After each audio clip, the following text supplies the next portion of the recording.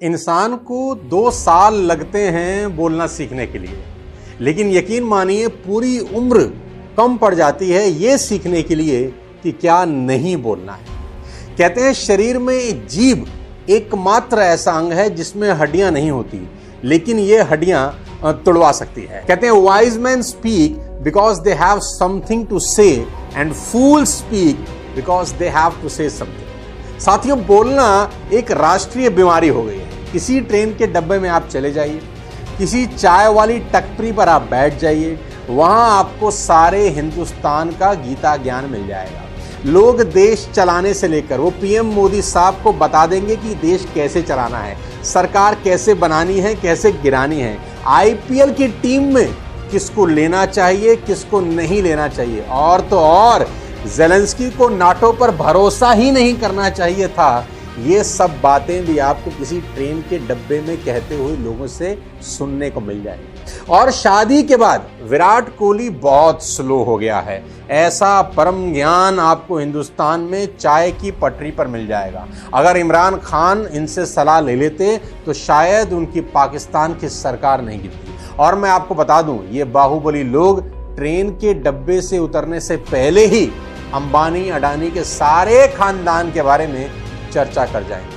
हर आदमी चाहता है कि कोई मेरी सुने। आप अक्सर सुनते होंगे कि लोग बोलते हैं मेरी तो कोई सुनता ही नहीं है। पिता बोलेगा मेरी तो बच्चे सुनते नहीं हैं, बच्चे बोलेंगे हमारी तो पिताजी सुनते नहीं हैं, टीचर बोलेगी कोई स्टूडेंट नहीं सुनता, स्टूडेंट बोलेंगे कोई टीचर हमारी नहीं सुनता। हर आदमी चाहता है कि उसकी कोई सुने, पर वो किसी की सुनना नहीं चाहता, वो सिर्फ सुनाना चाहता है।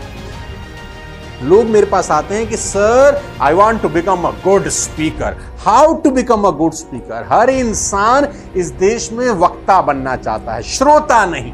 हर आदमी स्पीकर बनना चाहता है, लिसनर नहीं। और मैं आपको बता दूं बहुत जबरदस्त बात, सोशल मीडिया पर स्पीकर बनाने वाले कोर्सों की बाढ़ आ रखी है। हर स्पीकर आपको स्पीकर बनाना चाहता है, कोई नहीं सिखाना चाहता how to become a good listener. साथियों, मैं हमेशा से कहता आया हूं listening is gold, speaking is silver.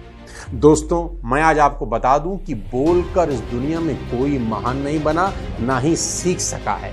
सुनकर ही महान बना जाता है और सीखा जा सकता है। बहुत सारे लोग जब किसी कन्वर्सेशन में बैठते हैं, एक दूसरे के साथ बात कर रहे हैं, तो वो उसको भी एक स्पोर्ट्स की तरह समझने लगते हैं। उनको लगता है कि जो ज़्यादा लंबा बोलता है, ज़्यादा क्लेवर बातें करता है, तेज बोलता है, तर्क वितर्क कुतर्क देता है, वो जीत जाता है। ऐसा कर कर आप बातचीत तो जीत जाते हैं साथियों, लेकिन इंसान हार जाते हैं। हम सभी इसी ट्रैप में फंसे हैं। जो ज़्यादा बोलता है, मैं आपको बता दूं, वो हमेशा कम फायदे में रहता है। जी हाँ, जो ज़्यादा बोलता है वो कम फायदे में रहता है, जो कम बोलता है ज्यादा फायदे में रहता है। The person who speak least benefits the most and the person who speak most benefit the least.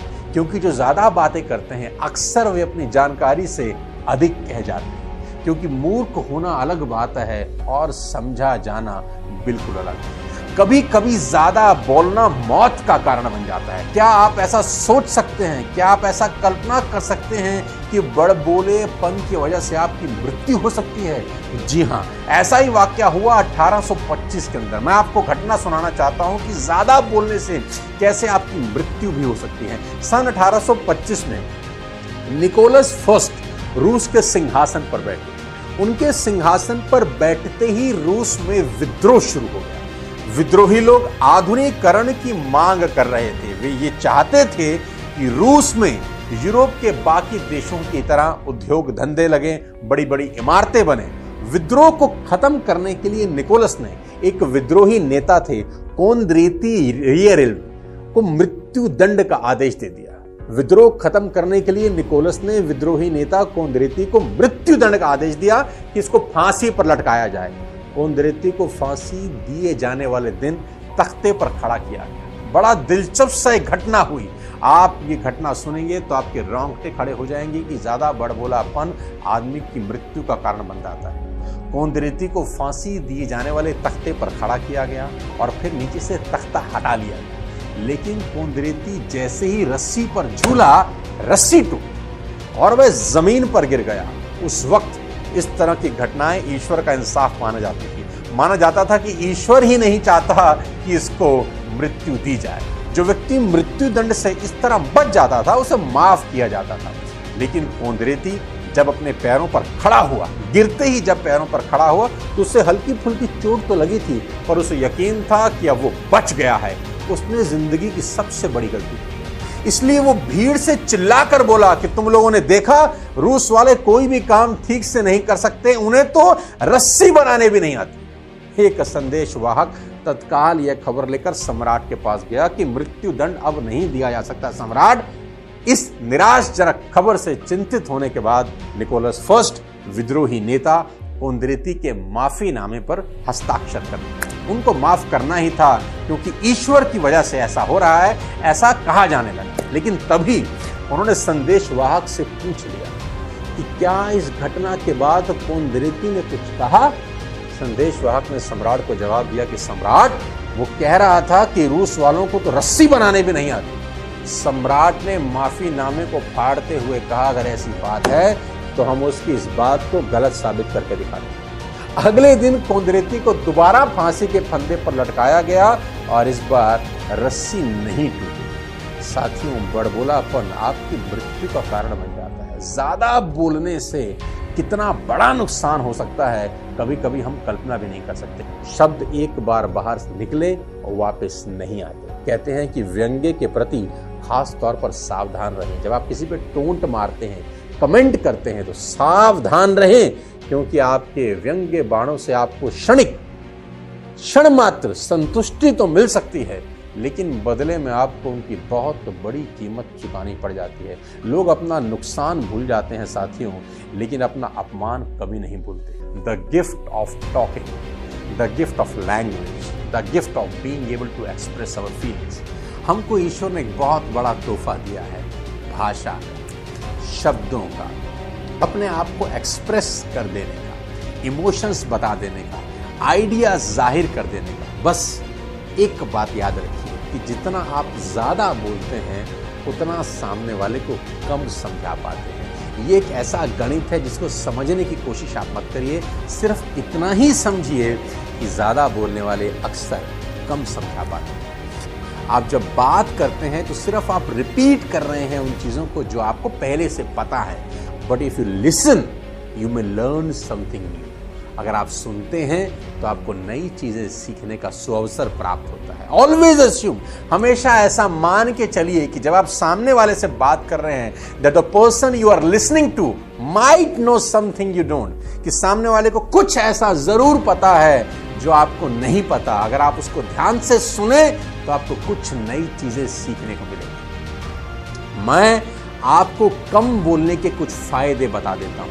दुनिया आपको बोलने के फायदे बताएगी। पूरा सोशल मीडिया आपको बात कैसे करनी है, किस तरीके से करनी है, क्या बढ़िया आप स्पीकर कैसे बन सकते हैं, ये दुनिया आपको फायदे बताने वाली है। लेकिन इस वीडियो में मैं आपको बता देना चाहता हूं कि साइलेंस के क्या फायदे हैं, चुप रहने के क्या फायदे हैं। साइलेंस का सबसे बड़ा फायदा क्या है जानते हैं?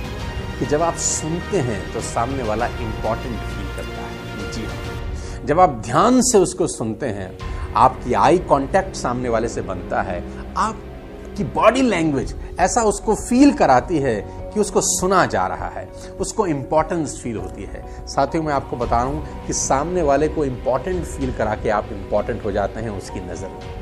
आप चुप रहिए और उसको ध्यान से सुनिए। सुनने का सबसे बड़ा फायदा यह है कि सामने वाले को इंपॉर्टेंस की फीलिंग होती है कि मुझे ध्यान से कोई सुन रहा है।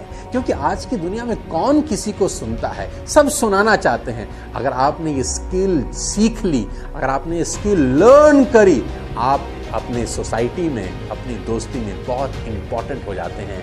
कोई होता है जिसके पास आदमी जाकर अपना दिल खोल के रख देता है, वैसे व्यक्ति आप बनिए। आपकी सोसाइटी में नाम, सम्मान, इज्जत बहुत बढ़ जाती है। दूसरी चीज, जब आप चुप रहते हैं बहुत समय तक और उसके बाद जब आप बोलना शुरू करते हैं, ladies and gentleman, it will carry more weight and influence. आपकी बातों में वजन होता है, आपकी बात को ध्यान से सुना जाता है। The more you speak the more ordinary you appear. जितना ज्यादा आप बोलते हैं उतने ऑर्डिनरी लगते हैं।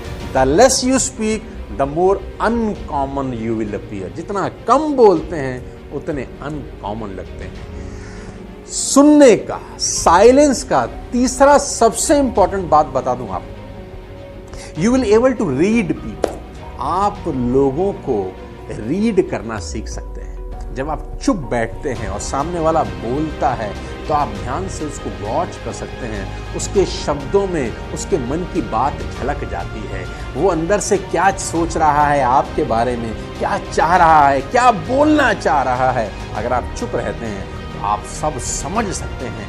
चुप रहते। सबसे इंपॉर्टेंट बात बताऊं आपको, आप चुप रहते हैं ना जब, तो आप स्टूपिड साउंड नहीं करते। क्योंकि होता क्या है, कभी कभी the more you speak the more you put yourself at the risk of saying something stupid. ज्यादा बोलते हैं तो कुछ ना कुछ मुंह से ऐसा निकल ही जाता है जो आवश्यक ही नहीं था। और एक पुरानी लाइन है, when it is not important it is important not to say. बहुत इंपॉर्टेंट लाइन है, दोहरा देता हूं। When it is not important, it is important not to say। अगर जरूरी नहीं है तो यह जरूरी है कि ना कहा जाए।